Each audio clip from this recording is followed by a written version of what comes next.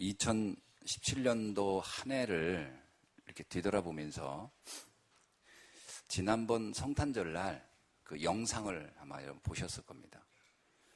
이게 짧게 막 지나가는 영상이었는데 2017년 한 해가 참 많은 응답을 받았구나 이런 생각을 하게 됐습니다. 저도 놀랐어요. 저렇게 많은 일들이 있었구나. 왜냐하면 그게 막 힘들다거나 어렵다거나 그거 가지고 막 시달렸거나 한 것이 하나도 없거든요. 그냥 그 순간순간이 행복했고 그 순간순간이 너무 기뻤기 때문에 그게 그렇게 많은 응답들이 있었구나라고 하는 것을 확인할 수 있었습니다. 서론에서 제가 그 제목을 하나 이렇게 생각해 봤습니다. 걸어온 길과 걸어갈 길. 지금까지 걸어온 길을 뒤돌아보니까 하나님의 은혜였구나 이런 생각을 하게 되고요. 또 앞으로 걸어갈 길을 생각하니까 이건 더 큰 하나님의 은혜가 우리를 기다리고 있구나 이런 생각을 하니까 굉장히 흐뭇하고 행복했습니다.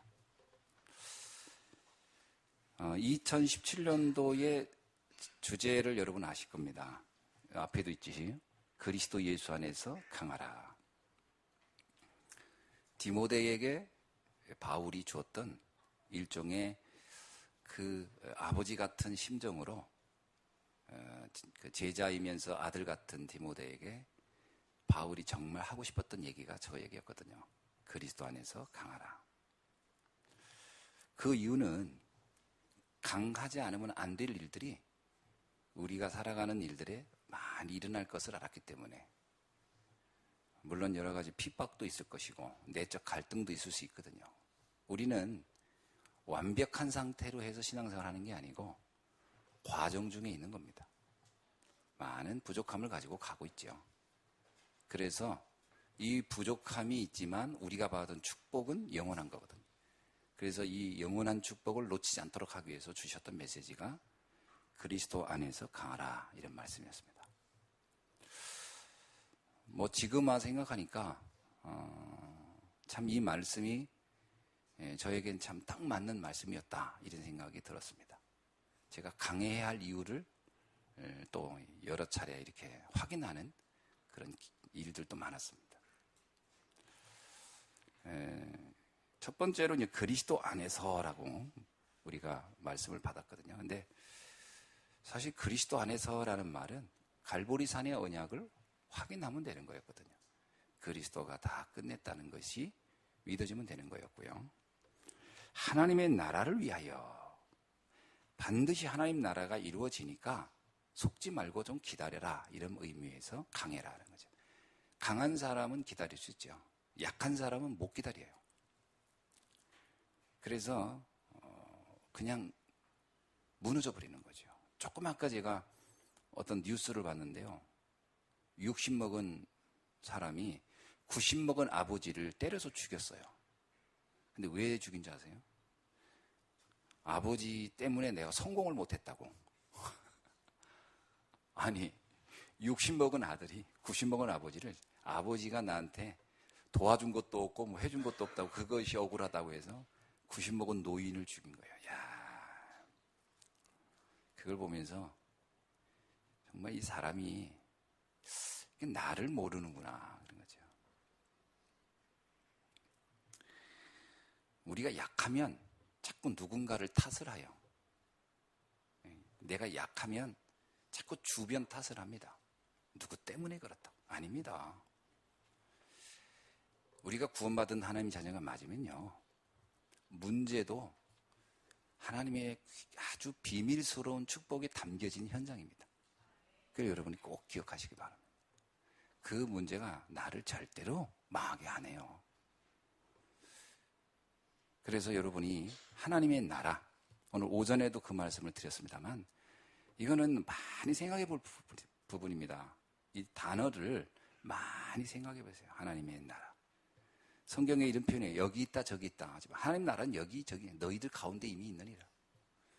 그리고 하나님의 나라는 그리스도의 이름으로 사단이 결박되면 하나님 나라가 이미 임하였는 것이다.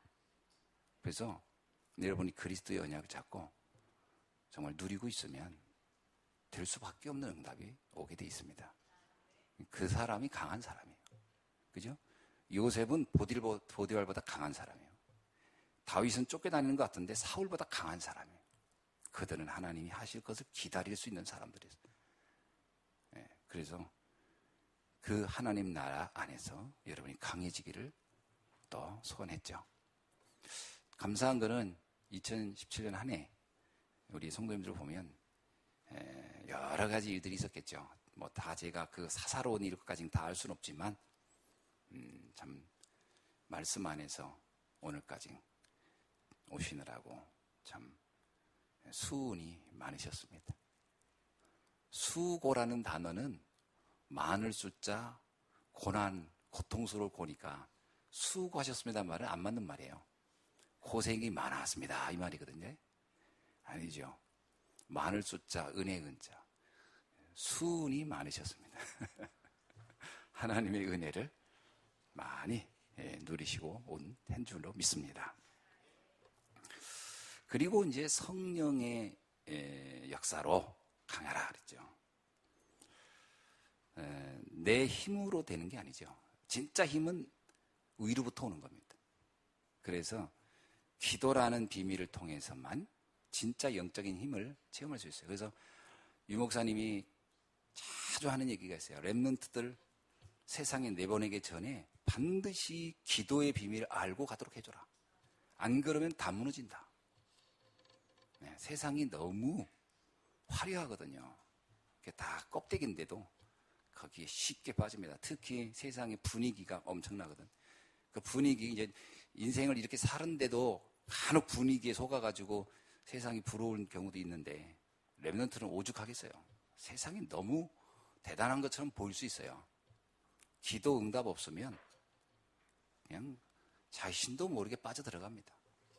그래서 성령의 능력으로 강하라. 그러면서 2017년도 한 해 미션을 제가 마지막에 드렸던 거 기억나시는지 모르겠어요.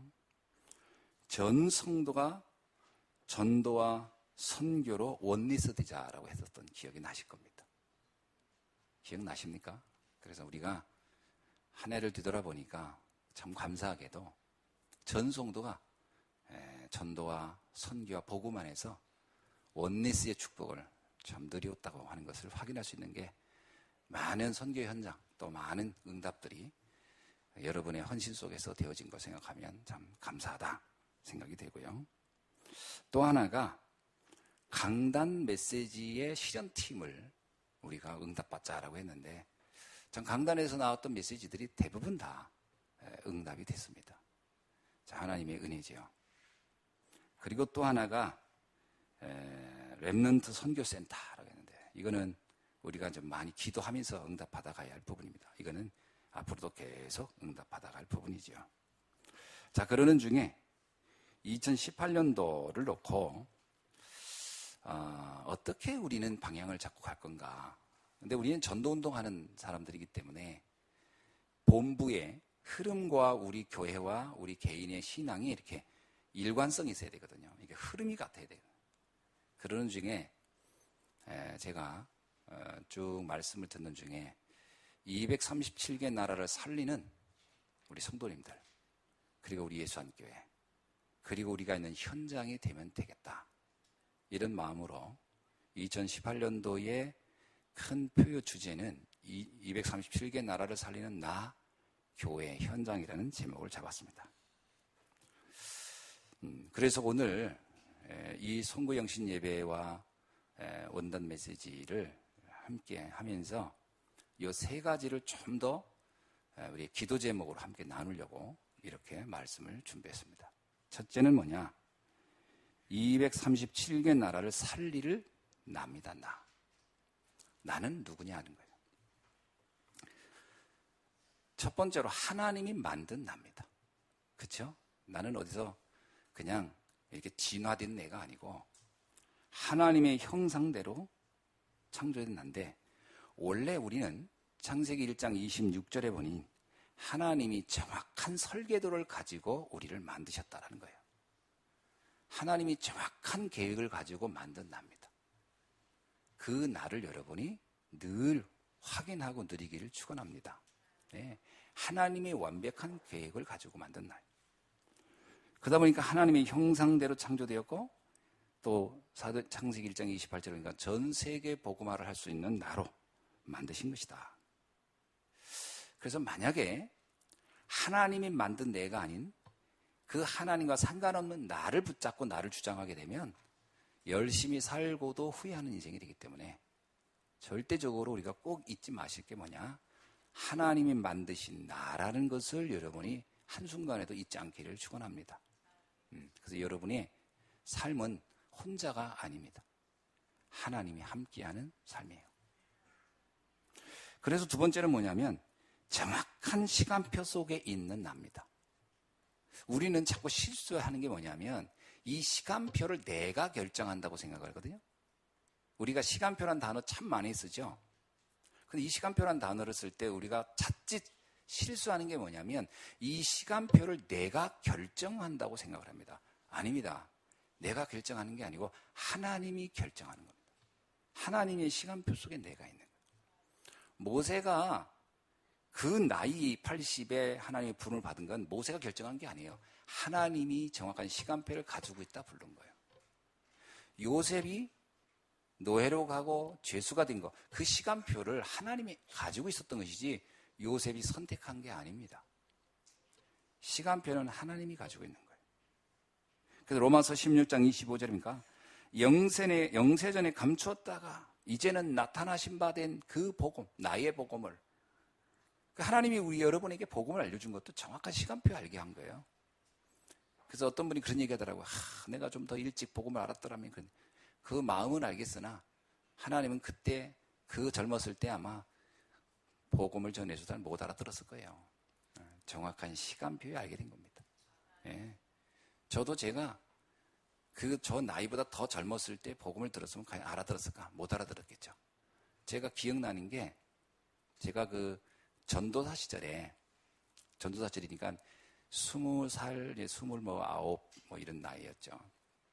그때 저희 인천에서 그 사경회라는 게 있었어요. 사경회. 뭐 성경 공부 같은 거고 또 부흥회라고도 하고 사경회라고도 하는데 그 행사를 하는데 그때 강사를 한 분 모셨습니다. 그 강사 이름이 뭐냐? 유광수라는 분이었어요. 그때 그분이 오셨어요. 근데 저는 그때 그분이 오셨을 때 지금도 기억나는 게 금이빨을 여기다 이렇게 딱 해가지고 이렇게 메시지 할 때마다 번쩍번쩍 했었어요. 이게. 그리고 또 여기에 점이 하나 있었어요. 꼭 커다란 시커먼 점이 하나 있었어요. 그러다가 머리가 약간 장발이어서 이렇게 단발머리 비슷하게 머리가 너무 촌스러운 거예요. 근데 부산에서 왔대요. 여기서 영도에서 그것도. 우리는 인천 사람 아닙니까? 소위 수도권 근처. 저 부산에서 제일 밑에 지역에서 한 목사님이 와서 강연을 한 거예요. 근데 얼마나 사투리를 많이 쓰고 또 키는 왜 이렇게 작은지 거기다가 그때 당시 우리들이 그분을 모셨을 때는 우리 지역에 있는 성도님들을 여러 교회가 연합으로 모셨으니까 성도님들을 앉힐 수 있는 자리를 다 마련했을 거 아닙니까? 교회별로 막 이렇게 명찰도 붙여놓고. 아침에 우리가 이제 전도사니까 일찍 가서 그 안내도 하고 하려고 갔더니 어디서 왔는지 알지도 못할 사람들이 와서요. 자리를 다 차지해버린 거예요. 와, 그래가지고 요 앞에 이런 데 다 앉아있는 거예요, 다. 그래가지고 정작 우리가 그 잔치를 만들어 놓고는 성도들이 못 들어갔어요, 우리가. 그래서 다 밖에 서가지고 듣는 거예요. 얼마나 짜증이 나는지. 그때가 대개가 여름에 하거든요. 날씨는 덥지요. 그때 뭐 에어컨 이런 것들이 흔하지 않을 때면 선풍기 막 틀고 이럴 때니까 화가 나더라고요. 근데 한 가지 제가 인상적인 게 뭐냐면 이 유광수 목사님이 와서 했다는 걸 내가 그때는 기억을 못했어요. 왜냐, 강사들 이름을 다 기억을 못하니까. 내가 기억한 건 뭐냐면, 그때 당시 그분이 너무 인상적인 게 뭐냐면, 칠판에다가 메시지를 하는데 성경 구절을 얼마나 많이 쓰는지 다 외워서 쓰는 거예요. 막 주는 그래서 마태복음 16장 막 이렇게. 우리는 그 자체가 너무 신기한 거예요. 야, 어떻게 저 많은 성경을 다 외우냐. 지금은 우리도 그 정도 외우잖아요. 근데 그때 우리는 그게 너무 신기한 거예요. 그 성경 구절이 막 칠판 가득히 채우는 거예요. 그때 내가 충격받은 건 딱 하나예요. 복음이 아니고 머리 좋다. 성경을 잘 외우는구나. 그래서 교회가 부흥됐는가 보다. 그래서 그 집회 끝난 이후에 지역에 있는 목사님들이 뭐 하는지 아세요? 성경 외우기 모임을 한 거예요. 자, 그때 들었었는데 복음을 절대 알 수가 없었던 거죠. 왜 그랬을까요? 내 동기, 내 중심, 내 영적 상태가 복음을 들을 준비가 돼 있지 않은 거예요. 전혀. 그리고 내가 그분이 유광수 목사님인 거를 알 수가 없었죠. 그냥 단지 이상한 사람이 하나 왔다 갔구나. 세월이 많이 지났어요.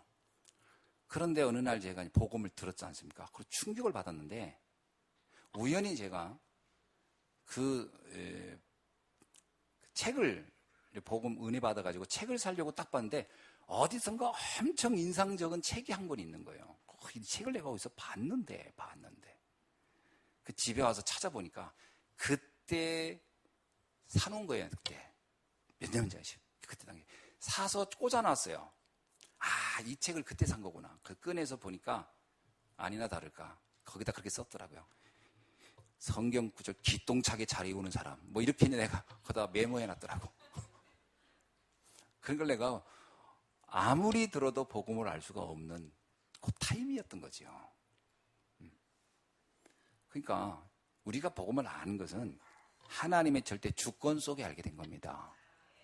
그걸 뭐 왜 그때 알았더라면 아닙니다. 지금이 정확한 타이밍이었던 거예요. 그래서 영세전에 감췄던 그 부분을 이제는 나타나신 바 된 우리에게 나타내 주신 거예요. 그래서 우리가 알게 된 거지. 그리고 세세 무궁토록 있을 이 축복 속에 저와 여러분을 부르신 줄로 믿습니다. 이게 몇 년만 효과를 보다 말 것 같으면 아깝지만 영원히 세세 무궁토록 역사하는 메시지니까요. 이러한 것을 발견하는 그 순간 나를 뭐라고 하느냐? 고린도후서 5장 17절 말씀, 새로운 피조물이 되었다라는 거죠. 새로운 이건 영적인 세계예요. 저와 여러분은 새로운 피조물이 된 줄로 믿습니다. 예. 자, 그래서 이 237개 나라를 살리는 내가 이 비밀을 먼저 알고 있어야 돼요. 내가 남들을 살리기 이전에 먼저 나를 확인해야 돼요. 나를 찾아야 돼요. 그래서 세 번째가 뭐냐? 12가지 근본 문제를 해결하는 나를 발견해야 할 줄로 믿습니다. 사실 저와 여러분은 그 은혜로 구원을 받았음에도 불구하고 이전에 우리는 12가지 문제 속에 살았던 나예요. 그것이 지금 내 안에 뿌리 내리고 있다는 것을 일단 알아야 됩니다. 그래서 이것과의 싸움을 우리는 멈출 수가 없는 거예요. 그래서 바울도 뭐라고 하냐? 나는 날마다 죽노라. 예. 그래서 그 세계복음화에 가장 큰 영향을 미쳤던 바울도 자신 안에 있는 이 12가지 문제와의 싸움을 멈춘 적이 없어요. 그래서 먼저 나의 상태를 정확히 보는 게 중요하다. 예. 하나님이 만든 나, 정확한 시간표 속에 부름을 받은 나, 그러면서 지금도 그 내가 영적 전쟁 속에서 사명을 감당하고 있는 나. 자, 그렇다면 무슨 얘기입니까? 여러분이 지금 내가 사역을 하는 중에 무슨 일을 하나 안 될 수도 있어요. 잘 안 되는 경우도 있고요. 아까도 오후에도 그런 얘기 하지 않았습니까? 드로아에서 바울이 드로아에 있을 때 거기까지 안 된 사역들, 그죠? 아시아 사역을 그렇게 해보고 싶었는데 안 됐던 얘기 전해드렸습니다. 그러나 안 된 게 아니었어요. 그 바울에게도 그런 체질이 있었겠죠. 좀 편안하게 익숙한데. 그러나 하나님은 나의 수준과 상관없이 하나님의 계획을 가지고 우리를 이끌어가고 있다는 것을 여러분이 믿으시면 될 줄로 믿습니다. 그러니까 자꾸 내 수준 때문에 나에게 속지 마세요. 물론 내 안에 12가지 문제가 완벽하게 없어지지는 않았습니다. 여러분 천국 가는 그날까지 여러분의 영적 문제가 하나도 없다, 그런 경우는 없습니다. 다 조금씩 다 남아있는 거예요. 그러나 그게 세계복음화를 하는데, 하나님의 사역을 감당하는데 조금도 그것 때문에 중단되거나 걸림돌이 되지는 않는다. 아멘? 예. 바울에게도 그런 게 있었어요. 왜 없었겠습니까? 그러나 그게 바울의 전도 사역을 조금 더 막거나 방해하지 못했다. 그 여러분이 여러분 자신에게 늘 조금 어떤 게 잘 안 되고 답답하고 막히고 이럴 때 너무 그거에서 집착하고 막 내가 왜 이러냐 하고서 자학하지 마시고 이 속에 하나님의 더 큰 비밀을 찾는 여러분 되길 주의 이름으로 축원합니다. 자, 두 번째는 뭐냐? 23개 나라를, 237개 나라를 살릴 교회입니다. 하나님이 주신 것 중에서, 우리에게 주신 것 중에서 가장 축복된 것이 교회입니다. 그래서 베드로가 주는 그리스도시요 살아계신 하나님의 아들이십니다라는 고백을 했을 때, 바요나 시몬아 네가 보기도다. 그리고 나서 이 반석 위에, 네 신앙의 고백 위에 내가 내 교회를 네게 주노니. 하나님이 주신 것 중에 가장 가치 있는 것이 교회예요. 그래서 성도는 교회를 떠나서는 우리의 신앙과 사명이 감당되어지지 않습니다. 교회는 음부의 권세를 막을 수 있는 유일한 시스템이에요. 그래서 어떤 분이더라고요. 가정의 환경들을 잘 해놓은 다음에 신앙생활을 하면 안 되겠냐, 그렇게 말하는 분들이 있어요. 그래서 뭐냐면 가정에서 뭐 이런 핍박도 있고 하니까 그 가정의 모든 일들을 좀 다 마무리하고 그 다음에 나서 신앙생활을 본격적으로 좀 제대로 하고 싶습니다 하는 분들이 있거든요. 근데 그 말의 마음은 알겠는데 순서는 틀립니다. 순서는 틀려요. 예배, 교회의 축복을 가지고 있어야 가정을 살릴 수 있고 회복시킬 수 있습니다. 예, 교회 축복을 놓치면요, 가정의 축복이 보장되지 않아요. 왜? 가정은 사실은 정확히 말하면 아담 하와 때 이미 가정은 무너질 수밖에 없는 허약한 구조인 것이 이미 확인된 거예요. 가정은 굉장히 허약합니다. 그래서 가정을 지키는 한 가지 단어가 이제 흔히 사랑이라고 하는데, 사랑이라고 하는 것으로 가정을 지키기에는 역부족이에요. 그거 가지고는 안 됩니다. 하나님의 나라가 임해야 그 사랑이 지탱될 수 있어요. 그 하나님의 나라가 가정에 임하는 비밀이 어디냐? 강단의 말씀에서부터 공급되어야 그게 가능해요. 그거 되어야 가정이 지켜집니다. 많은 사람들은 이 순서를 자꾸 오해하더라고요. 고린도전서 1장 1절에 뭐라고 나오냐? 성도로 부르심을 입은 자들이 교회라는 거예요. 하나님의 교회란 성도로 부르심을 입은 자들의 모임. 다시 말하면 나는 하나님의 자녀요, 하나님께서 특별한 사명을 놓고 부른 그런 사람이다. 여러분, 그게 교회입니다. 교회와 예배당은 좀 달라요. 예배당은 성도들이 예배드리는 장소를 예배당이라고 하는 거고, 그래서 예배당은 영어로 그냥 처치라고 하죠. 그러나 교회는 에클레시아라고 합니다. 그거 뭐냐면 구별된 무리들이란 뜻이에요. 원래 교회라는 그 에클레시아라는 얘기는 성도들의 모임을 말하는 겁니다. 그 모임을 벗어나지 말라는 거예요. 아멘. 그러니까 이 건물에 와 있는 것 때문에 믿음이 지켜진다가 아니고 이 믿음의 공동체를 떠나지 말라는 겁니다. 그래서 모이는 교회, 흩어지는 교회, 세우는 교회라는 단어가 거기서 나오는 거예요. 모이는 거예요. 그래서 예수님도 그런 얘기 했어요. 말세 모이기를 패하는 자같이 하지 마라. 안 모이려고 하는 거예요. 안 모인다니 교회의 축복을 소홀히 한다는 얘기거든요. 그래서 제가 이번에 중직자들을 세우면서 4가지를 부탁을 드렸어요. 첫째가 뭐냐? 예배를 성공하시라. 그게 본인의 인생을 성공하는 지름길이기 때문에 그렇습니다. 예배를 성공하라. 그게 이제 모이는 거예요. 더 쉽게 아주 노골적으로 설명하면 모여서 함께 말씀을 포럼하고 힘을 얻으라는 거예요. 강단 말씀으로. 두 번째가 뭐냐? 훈련을 받으라는 거예요. 왜냐하면 우리는 미션을 감당할 사람들이니까. 그래서 훈련이 돼야 돼요. 원래 프로는 훈련을 많이 받습니다. 이 시대 전도운동의 프로들이니까 훈련을 많이 받으라. 그리고 한 가지가 뭐냐면 그 교회를 지탱해야 되고 교회를 지켜야 되니까 헌금을 해야 된다. 그죠? 교회의 이 복음의 등불이 꺼지지 않도록 우리가 교회를 지켜야 된다. 그래서 헌금하는 거를 꼭 하셔야 된다. 마지막이 뭐냐면 그러면서 기도의 축복이었습니다. 교회를 놓고 가정을 놓고 나를 놓고 기도할 수 있어야 된다. 언제 어느 순간에든. 이제 그게 그냥 대표기도라는 거로 표현되고 있지만 기도를 하셔야 되죠. 오늘 낮에 우리 여기복 권사님이 대표기도를 했는데 참 물론 그 이전에 모든 권사님들 장로님들 참 기도 다 은혜롭게 잘 하셨는데 오늘 또 이렇게 뭐 울먹울먹하면서 또 기도해서 또 나름 굉장히 은혜가 됐어요. 뭐 울먹여서 은혜 됐다는 얘기는 아니에요. 뭐 울먹이지 않아도 은혜는 되는데 제가 이제 그 얘기 들어보니까 이 기도 본문 이 우리 그 대표기도 하나를 준비하려고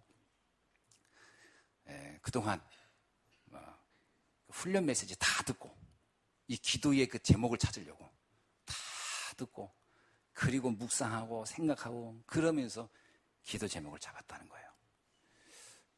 이게 얼마나 귀합니까? 기도가 뭐 명기도 뭐 명설교가 이게 아니라 그 과정이 은혜롭잖아요. 교회를 생각하고 성도를 생각하고 누구 한 사람 지명해서 하니까 좀 쑥스럽긴 한데 이제 기도가 되어질 수 있는 우리 중직자들 그 얘기를 제가 드렸던 겁니다. 그래서 중요한 것이 교회의 축복을 누리시길 주의 이름으로 축원합니다. 그래서 2018년도 한 해 우리 성도님들은 이 교회의 축복, 교회 공동체 속에 있는 나를 매일 감사하면서 행복하게 누리기를 주의 이름으로 축원합니다. 두 번째는 이 교회가 하나님이 주신 나의 것 중에 이 시대 문화의 흐름을 깨는 것이 교회입니다. 교회를 왜 세웠을까요?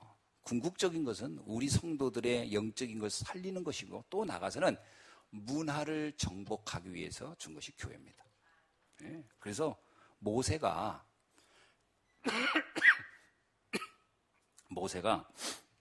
광야에서 성막을 만들어요. 근데 이 성막을 만들 때 사실 이스라엘 백성들이 가지고 있는 그 경제적인 것은 사실 굉장히 어려운 때입니다. 왜 그렇죠? 노예가 출애굽을 했는데 뭐 재산이 있었겠어요. 그런데 그들에게 하나님이 성막을 만들라 그럽니다. 그 노예라 하더라도 이제 최소한 어디 가서 가면 먹고 살 거를 다 이렇게 조금씩은 준비했겠죠. 근데 그걸 아낌없이 다 내놓게 만들었어요. 그래서 성막을 짓게 했습니다. 왜 그랬을까요? 사실은 이스라엘 백성들이 가지고 있는 그 작은 금붙이가 그들의 인생과 미래를 지켜주는 게 아니라 그들의 생각을 바꿔야 미래가 바뀌는 거거든요. 그들이 애굽의 문화, 애굽에서 오직 창세기 3장, 6장, 11장에 각인된 그 의식 가지고 있으면 돈이 있든 없든 그 인생이 될 수가 없어요. 그래서 하나님은 오직 교회 중심으로 그들의 모든 생각을 바꾸는, 그래서 광야에서의 성막은 애굽 문화의 흐름을 완전히 깨버리는 사건이었다. 굉장한 거죠. 그 성막을 만들면서 드디어 이스라엘 백성은 이제 자신들이 가지고 왔고 애굽에서 경험했던 것들이 더 이상 거기에 의지할 수도 없고 의지할 것도 없다. 아무것도 없는 거예요. 이제 오직 여호와를 바라게 되죠. 오직 여호와에게 집중할 수밖에 없는 상황을 만들어놨어요. 그게 이스라엘 백성이 광야 생활의 축복의 비밀이었습니다. 다윗이 성전을 세웁니다. 왕이 되어서 제일 먼저 한 게 성전을 세운 거예요. 왜 그랬느냐? 그 시대 블레셋이라는 나라가 그 지역의 문화를 다 장악하고 있었어요. 이 블레셋은 발전된 문화를 가지고 왔기 때문에 사람들은 그 블레셋의 그 발전된 철기 문화에 다 현혹됐어요. 이스라엘은 이때 당시 청동기 문화의 맛판, 청동기 문화에서 아직 벗어나지 못한 낙후된 문화를 가지고 있었고, 블레셋은 이미 철기 문화를, 앞서가는 철기 문화를 가지고 그들이 문화를 만들어가고 있었습니다. 우리가 생각할 때 청동기로 만든 거와 철기로 만든 게 뭔 차이가 있냐 하는데, 그거는 오늘로 말하면 생산성의 차이가 어마어마한 겁니다. 그죠? 땅이 뭐 비옥한 것도 아니고요. 척박한 땅에 청동기로 동으로 갖다가 땅을 개간해 보세요. 이거 뭐 농기구가 다 부서지는 거예요. 그러나 철로 하면은 이게 얼마나 기가 막히겠습니까? 그러니까 모든 문화나 발전할 수 있는 이런 부분들이 블레셋이 훨씬 앞서가고 있었어요. 거기에 그들이 우상 문화를 다 이렇게 앞세워서 왔습니다. 그래서 뭐 땅의 신, 무슨 뭐 천리, 뭐 곡식신, 무슨 뭐 이렇게 다 신들을 다 그들이 이스라엘 백성에게 알려. 하나님이 우리의 인생을 이끌어가고 지켜가는 게 아니라 인간이 만든 문화로, 이 우상 문화로 우리를 행복하게 만들 수 있을 거라고 하는 착각을 이 블레셋이 심어주고 있었거든. 이 생각을 완전히 깬 것이 성전 건축입니다. 굉장히 중요한 거죠. 문화 정복입니다. 자, 바울은 복음을 전하면서 곳곳에 그가 늘 했던 게 있습니다. 교회를 세우는 일을 했어요. 왜 그랬냐? 그 시대에 로마라는 나라가 제우스 신 이런 많은 우상을 가지고, 또 로마가 굉장히 앞선 문화를 가지고 있어요. 그것은 이스라엘이 다윗 시대에 블레셋이 앞선 문화를 가지고 있는 것처럼 이 바울 시대는 이미 로마가 완전히 앞서가는 문화를 가지고 전 세계를 장악해 가고, 그 문화 앞에 사람들은 완전히 빨리 들어가는 거예요. 제가 아까 얘기했지만 렘넌트 현장 가면 세상이 문화적으로는 굉장히 앞서 있습니다. 여기는 속는 거거든요. 그거를 바꾼 것이 바울이에요. 곳곳에 교회를 세운 거예요. 그것이 로마의 문화를 완전히 개혁하는 비밀이 그 안에 있었습니다. 금년 한 해 우리도 여러분, 우리 성도님들이 곳곳에 말씀 운동을 펼치기를 주의 이름으로 축원합니다. 그걸 해야 합니다. 현장에 성도들이 말씀을 선포할 수 있는 그 모임이 교회예요. 흩어진 교회. 그 교회를 곳곳에다가 세워놔야 돼요. 다른 말로 말하면 다락방입니다. 다락방에서 지교회까지. 이게 현장의 문화를 바꾸는 비밀입니다. 네. 우리가요, 영화 하나를 보고도 착각을 해요. 책 한 권을 읽어도 착각을 해요. 어떤 뉴스 하나를 봐도 착각을 해요. 말씀을 들을 때만 그 생각이 교정이 되는 겁니다. 아주 중요해요. 그래서 말씀을 들을 수 있는 현장을 곳곳에 만들어 놔야 돼요. 안 그러면 우리도 모르게 세상 문화에 쫙 빨려 들어간다. 그래서 최고의 전도가 뭐냐? 그 말씀이 선포되는 예배당이 세워지는 겁니다. 메이슨 전쟁이죠. 이 메이슨 전쟁은 오래된 전쟁이에요. 전도 중에 전도를 유 목사님은 템플 전도다 그랬어요. 성전 전도라는 거죠. 이거는 문화 때문에 그렇습니다. 우리가 교회를 세우고 하는 것은, 예배당을 건축하고 하는 것은 뭐와 관련되냐? 문화 정복과 관련된 거예요. 그래서 오늘 우리가 바울이 가는 곳곳마다 교회를 세우고 예배당을 세운 것처럼 우리들도 천안을 대표하는 교회를 마음에 품고 준비해 가야 할 줄로 믿습니다. 네. 메이슨 전쟁이라는 것은 우상, 크단 동상 같은 거, 무슨 뭐 이렇게 신상 같은 거 만들어 놓고 사람들의 마음을 다 사로잡아 버려요. 여러분이 이걸 안다면 우리 다음 세대를 놓고 위해서도 곳곳에 말씀 맺혀온 성전 건축에 대한 마음을 담아야 할 줄로 믿습니다. 세 번째는 237개의 나라를 살리는 현장입니다. 하나님이 주신 현장. 내가 있는 그곳이 하나님 주신 거예요. 요셉은 노예라는 현장을 억울하게 왔다라고 생각지 않고 하나님이 보냈다라고 했습니다. 이곳에서 하나님이 원하는 게 있구나를 찾아낸 거예요. 우리가 찾지 못하면 내가 있는 현장의 환경이 어렵다고 해서 그 현장 속에 하나님의 계획이 없다고 생각할 수가 있습니다. 아닙니다. 내 가정, 내 직장, 내가 있는 모든 현장에는 하나님의 계획이 있어요.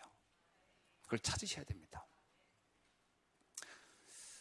우리 가정은 왜 이렇지? 아닙니다. 이유가 있는 거예요. 그런 이유가 있다니까. 그걸 여러분이 찾으셔야 돼요. 우리 직장은 왜 이러냐? 하나님의 이유가 있는 거예요. 숨은 비밀이 있다니까요. 어떤 의미에서는 생명운동해야 할 현장입니다. 그렇죠?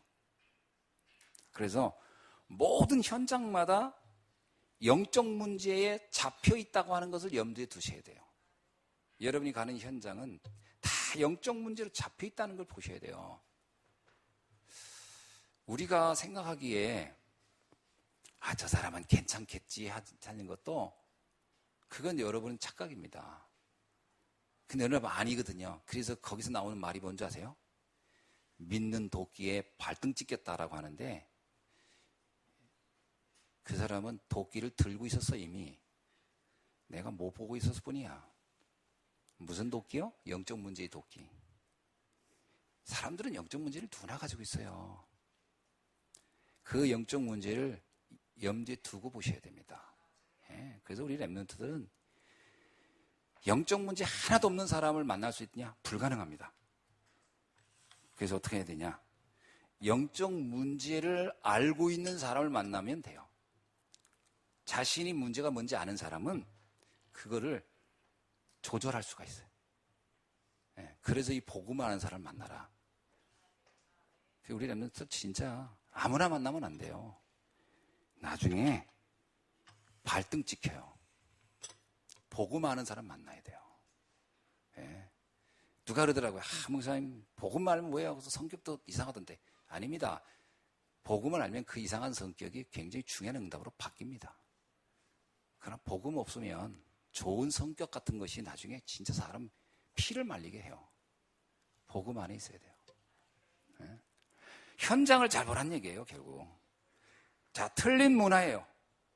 세상은 틀린 문화를 가지고 있는데 나름대로 그게 치장돼 있어요. 그러니까 자꾸 착시 현상을 일으켜요. 착시가 뭔지 알죠? 문제가 없는 것처럼 보인단 말이에요. 그래서 틀린 문화 속에서 흐름을 타면서 흐름을 바꾸셔야 돼요. 흐름을 타며 흐름을 바꾸란 말은 아주 중요한 말이에요. 이상하니까 난 이 사람들 안 만나. 이상하니까 이 사람들하고 난 말도 섞지 않을래. 이런 게 아니고 그 흐름을 바꾸려면 그 흐름 속에 들어가야 돼요. 요셉이 흐름을 바꾸려고 애굽으로 간 겁니다. 그 속에서 그 시대의 흐름을 바꾼 거예요. 바깥에서 바꾸는 게 아니라 그 안으로 들어가서 바꾼 거죠. 복음이 정확하면 흐름을 타며 흐름을 바꾸는 여러분 되길 주의 이름으로 축원합니다. 그래서 가정, 직장, 학교의 흐름을요 잘 보시고 조용히 흐름을 바꾸길 주의 이름으로 축원합니다. 흐름을 어떻게 바꿀까요? 우리 집안은요 흐름이 늘 이래요. 우리 직장은 흐름이 좀 이상해요. 흐름이 있어요. 그 분위기가 있단 말이에요. 그걸 어떻게 바꿉니까 하는데 바꾸는 것은 간단해요. 그곳에서 조용히 복음에 반응할 제자를 찾기 시작함부터 흐름은 바뀌는 겁니다. 빌리포의 흐름을 누가 바꿨냐? 거기서 말씀 운동하는 루디아를 찾아내고 또 귀신 들렸다가 돌아온 여종이 찾아지고 간수가 찾아지면서 그들이 모여서 한 팀을 이루면서 빌리포의 흐름을 싹 바꿔버린 거예요. 에베소에서 두란노에서 말씀을 알아듣는 제자 몇 명을 모아놓고 그들이 함께 말씀 운동하면서 에베소의 흐름을 싹 바꿔버렸어요. 흐름을 바꾸는 방법은 제자 찾는 겁니다. 가정의 흐름을 어떻게 바꾸면 될까요? 흐름을 따라가면서 흐름을 바꾸세요. 우리 집은 제사를 지내요. 어떡할까요? 그냥 가서 열심히 붙인 게 붙여주세요. 이렇게. 나는 예수 믿기 때문에 안 붙입니다. 제 앞에는 상도 펼치지 마십시오. 그러면 흐름을 타지 않고 흐름을 바꾸려고 하기 때문에 문제가 와요. 사람들이 딱 저항을 해버리면 시간이 오래 딜레이 돼요. 흐름을 타세요, 조용히. 그러면서 뭘 하라? 거기서 제자를 찾으라. 그래야 흐름이 바뀌는 겁니다. 그 사람을 하나하나 세워가는 거예요. 어느 날 보면요, 기독교인 수가 훨씬 많아. 아이고, 제사 지내면 안 되겠다. 이렇게 돼야 되는 거예요. 그만 지냅시다. 이렇게 나와야 돼요. 그게 흐름 바꾸는 거예요. 상을 뒤집어 엎어서 바뀌는 게 아니고. 절대 상을 뒤집지 마세요. 전에 그런 거 있었잖아요. 단군 이렇게 신봉하는 사람들이 학교 곳곳에다가 당군 신상을 만들었어요. 기억나세요? 기독교인 중에 이 흐름 바꾸는 거 비밀을 몰라가지고 빨간 페인트 갖고 가지고 거기다 막 이러고 몽둥이로 막 부시고 그랬었어요. 그게 도리어 기독교에 대해서 더 큰 오해를 불러일으킨 사건이에요. 흐름 그렇게 해서 안 바뀌는 겁니다. 조용히 그 학교에 가서 제자 찾았으면 되는 거거든요. 그죠? 교장 선생님 제자로 생기고 교감 선생님 제자로 만들고 그 흐름을 막 그렇게 바꿔. 근데 이런 생각을 못 해요. 하나님이 주신 나의 현장 흐름 바꾸기를 주의 이름으로 축원합니다. 2018년도에는 여러분의 현장을 다 바꾸세요. 조용히 바꾸세요. 표 안 나게 해야 돼요. 너무 표 나면 안 돼요. 자, 안 되는 곳에 여러분이 도전하기를 바랍니다. 언뜻 보면은 저게 가능하겠나? 그게 예를 들면 빌립이 사람들이 아무도 사마리아에 복음이 들어가겠나? 아닙니다. 근데 빌립은 거기를 가요. 근데 사마리아 도성이 바뀌어버려요. 사람들은 불가능하다고 여기고 미리 포기하거나 다른 것을 붙잡으려고 하는 경향이 있거든요. 아닙니다. 하나님은 그 안에서도요, 반드시 제자가 있어요. 그래서 여러분, 사람들이 관심 없고 하고 사람들이 안 된다고 하는 곳에 여러분이 한번 마음을 담고 도전하기를 주의 이름으로 축원합니다. 집중해서 기도해 보세요. 하나님이 무슨 뜻이? 그래서 재앙지대를 도전해서 사각지대를 황금어장으로 바꾸는 겁니다. 그 도전을 여러분이 하셔야 돼요. 미리 겁을 먹을 필요 없어요. 뭐 안 되면 어떡합니까? 그건 하나님이 알아서 할 것이지 우리가 걱정할 필요는 없어요. 그래서 나에게 가장 안 되는 것, 그것에 여러분 답을 내시기 바랍니다. 가장 안 되는 게 뭐예요? 우리 랩런트들 거기에 여러분이 한번 집중해서 답을 내세요. 나는 이건 너무 힘들다. 그게 전도와 선교와 복음을 위하여 왜 이걸 내가 해야 될까? 이런 질문을 한번 해보세요. 만약에 공부가 안 되면 난 공부 안 돼 이러고 포기하지 말고요.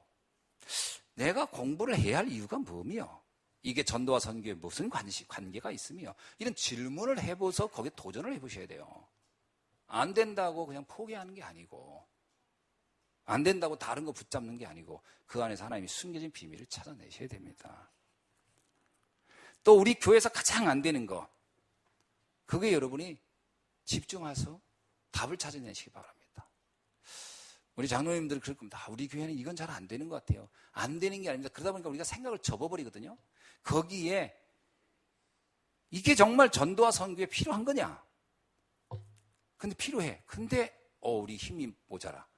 그러면요, 기도하시면서 하나님이 원하는 거라면 되어질 수밖에 없는 줄로 믿습니다. 도전하셔야 되거든요. 현장에서 가장 안 되는 거, 그것도 여러분이 한번 도전하시기 바랍니다. 현장에 어떤 분이 저한테 그러더라고요. 목사님, 저는요 아무리 본부 훈련을 달아다니고 1차 합숙에 팀사에게 외국 같은 거 갔다 왔는데도 다락방을 못 하겠어요 하는 분이 있더라고요. 제가 지난번에 오늘 갔는데 그 고민을 이제 다른 교회 성도님인데 저한테 진지하게 묻더라고요. 저는 다락방이 너무 무서워요 그러더라고요. 그래서 이 사람이 이제 사람에 대해서 굉장히 두려워하는 게 있구나. 알고 봤더니 이제 상처도 있어요. 사람들한테 자기가 너는 왜 말을 그렇게 하냐 이런 얘기부터 이렇게 들은 것도 있더라고요. 그래서 사람이 무서운 거죠. 실수할까 봐. 이분이 또 성격이 완벽주의적인 경향이 있더라고요. 완전히 잘하지 않으면 아예 시작을 안 하려고 하는 경향이. 근데 내가 그랬어요. 그냥 실수하세요. 하나님이 나머지 보완할 겁니다. 그리고 실수를 즐기세요. 그 실수해야 하나님의 역사도 체험하죠. 완벽해가지고 하나님이 역사했다고 안 느껴질 거예요. 내가 이렇게 준비를 기가 막히게 했더니 됐네. 내가 볼 때 하나님이 영광 안 받으실 것 같고 대충 그냥 해서 실수하고 잘 안 되고 그런데도 오늘 제자가 세워지면 야 이거 봐라. 이건 하나님이 하시는 거네. 이렇게 고백되지 않겠습니까? 그래서 하나님은 지금 우리 성도님에게 실수를 기대하고 있습니다. 근데 그랬더니 이분이 그런가요? 그러더라고요. 그렇다고. 하나님은 우리 성도님이 실수를 기대합니다. 무슨 하나님이 실수를 다 기대하냐는 거예요. 잘 못 알아들어요, 계속. 그래서 그냥 해보세요, 그냥 실수를. 그랬더니 조금 여유는 생긴대요. 실수해도 괜찮구나 생각하니까 조금 마음의 여유는 생긴대요. 그렇습니다. 두려워하지 마세요. 현장 안 된다는 거 너무 두려워하지 마시고 도전해보세요. 2018년도 한 해는 여러분 무조건 다 도전해보세요. 아멘? 그 여러분 생명운동 체험해보셔야 돼요. 우리나라 이런 말 있잖아요. 개떡같이 했는데 철떡같이 알아듣는다고. 그냥 대충 해보세요. 복음을 대충 하란 말이 아니에요. 복음은 완전 안 돼. 내가 부족하다고 여기는 거 있어요. 그러나 상관없습니다. 나의 연약을 하나님은 제한받지 않아요. 내가 아무리 부족해도 하나님이 완전하기 때문에 상관이 없어요. 아멘? 자, 옆 사람하고 인사합시다. 금년에는 실수를 좀 많이 합시다. 이상한 실수 말고 복음 전하는데 좀. 네. 아멘? 네. 너무 두려워하지 마세요. 그래서 가장 안 되는 거 거기 한번 도전하시기를 주의 이름으로 축원합니다. 자, 그리면서 교회의 축복을 세 가지로 여러분이 누리셔야 돼요. 하나는 개인화, 현장화, 세계화입니다.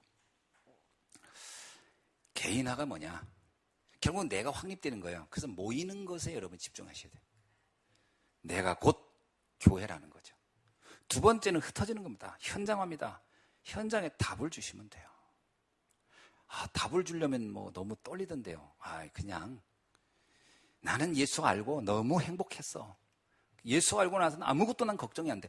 이것도 답입니다. 그런 사람들이 궁금해요. 그럼 또 설명하면 돼요. 그리고 여러분 세우는 교회 되셔야 되죠. 제자화입니다. 이게 세계화로 가는 거죠. 절대 제자가 반드시 있어요. 하나님은 여러분이 전도자가 맞기 때문에 절대 제자를 만나게 할 줄로 믿습니다. 그래서 2018년도 한 해는 이런 욕심을 한번 내보세요. 진짜 절대 제자를 하나님 만나는 축복을 허락하여 주옵소서. 여러분의 인생에 절대 제자를 한번 만나보셔야 돼요. 예. 오직 복음에 올인하는 절대 제자를 만나보셔야 돼요. 그래야 이렇게 하나님은 철저하게 복음만을 위하여 예비된 사람을 숨겨놓고 기다리고 있었구나. 그 비밀을 여러분 체험해 보셔야 되는 겁니다. 그 절대 제자로 가득 찬 우리 예수한교회. 그래서 120명 성도로 채우자는 것은 단순히 빵 사주고 옷 사주고 신발 사주고 데리고 오면 안 되고요. 제가 왜 이 얘기하느냐?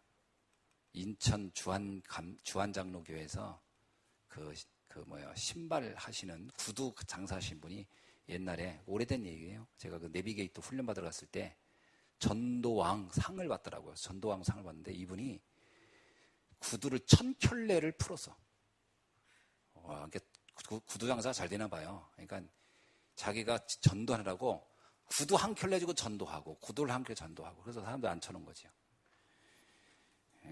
근데 나중에 들은 얘기하니까 구두만 신고 교회에 딱 한 번 와주고 그만둔 사람이 또 많더라고. 그러니까 그런 전도 말고 절대 제자, 복음으로 담당한 사람을 교회화시켜라. 자, 말씀을 맺습니다. 지금부터 반드시 찾아 누릴 것 세 가지 다시 한번 확인합니다. 첫째, 하나님이 만드신 나를 찾아 누리자. 그죠? 하나님이 만드신 나는 영세전에 이미 하나님이 전도를 위하여 선교를 위하여 택한 사람이라는 거예요.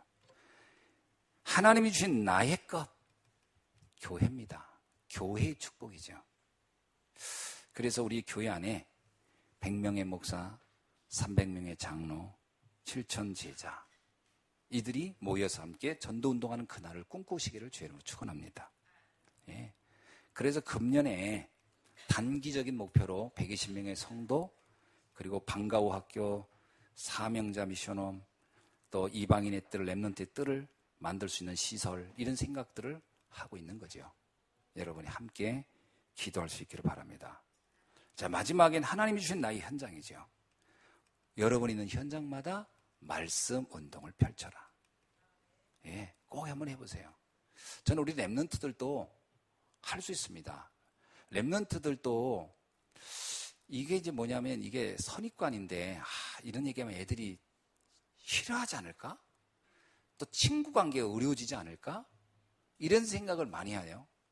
제가 전에 대학 사역하면서 이게 다락방 하라고 이렇게 했더니 그때 그 학생이 그런 얘기 하더라고요. 목사님, 만약에 말 꺼냈다가 관계가 도리어 이상해져서 어려워지면 어떡해요? 라더라고요. 그건 걱정 안 해도 돼요. 왜냐하면 내가 그 아이에게 뭐 피해를 주려고 한다거나 이용해 먹으려고 하는 게 아니잖아요. 그를 도와주려는 건데 중심이 이해되면요 고마워합니다. 물론 난 신앙생에 관심 없어 이렇게 할 수도 있어요. 그렇다고 해서 나를 싫어하지는 않습니다. 네가 나를 위해서 이렇게 신경 써준 건 너무 고맙다 이렇게 가지. 난 네가 나한테 신앙 얘기해서 난 너 싫다 안 만나자 이러지는 않을 거라는 거예요. 그런 생각 자체가 속는 겁니다. 말씀 현장 한번 해보세요. 여러분 한번 해보세요. 나는 나중에 어른 돼서 하겠습니다. 아닙니다. 랩넌트 때 해보셔야 돼요. 어른 되면 더 하기 어려워요. 이것저것 계산할 게 많아가지고 거기엔 돈 거래까지 다 결부되기 때문에 아무런 계산 없이 할 수 있는 건 랩넌트 때예요. 차라리 그게 훨씬 좋습니다. 그렇죠? 그러니까 여러분이 랩넌트 때 그 경험을 꼭 해보셔야 돼요. 중학교 때도 해보시고 고등학교 때도 해보시고 뭐 대학교 때는 더 말할 것도 없고 청년 때도 해보시고 이걸 해보셔야 돼요.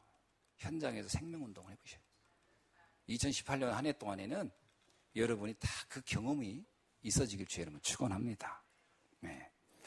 그래서 지금부터 나의 복음 나의 전도를 한번 여러분이 좀 이렇게 기록하면서 그 300명의 그 전도 노트 아시죠? 그런 것도 한번 시작해 보시고 하나님이 어떻게 역사하시는지 체험하는 귀중한 2018년 한 해가 되기를 주의 이름으로 축원합니다. 기도하겠습니다. 하나님 감사합니다. 237개 나라를 살리는 나야 그리고 우리 교회 그리고 현장의 축복을 정말로 우리가 날마다 누리게 하옵소서. 그 안에서 생명운동의 그 놀라운 역사를 체험하게 하셔서 하나님의 나라가 나의 있는 현장에서부터 확산되는 것을 사실적으로 체험하는 귀중한 한 해가 되게 하옵소서. 살아계신 주 예수 그리스도의 이름으로 기도하옵나이다. 아멘.